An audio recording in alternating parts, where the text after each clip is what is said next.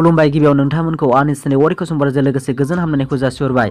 दिनैनि बे भिडिअनि गेजेरजों दासिमनि मोननैसो खौरांफोर होगोन भिडिअखौ नुजानो जोबोद सोनारदो।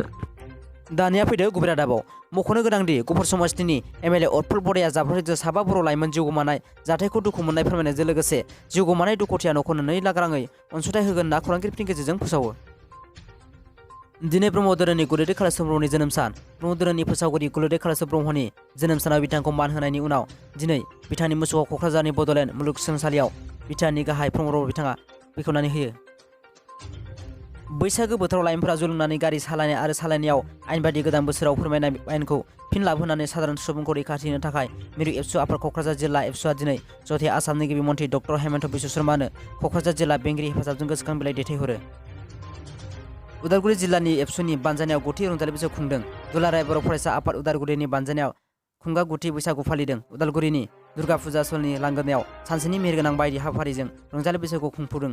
रंजालि बैसागु फालिनाय हाबाफारियाव मिरु एबसुनि आफादगिरि मानाव गेदेर दिपिन बर'आ बाहागो लाहैयो। दासिमनि भिडिअ बेखिनियासो। भिडिअखौ नायना मोजां मोनदोंबा लाइक आरो साबस्क्राइब खालाम, मानोना आं गोदान भिडिअ लाबाय थानो नाजागोन।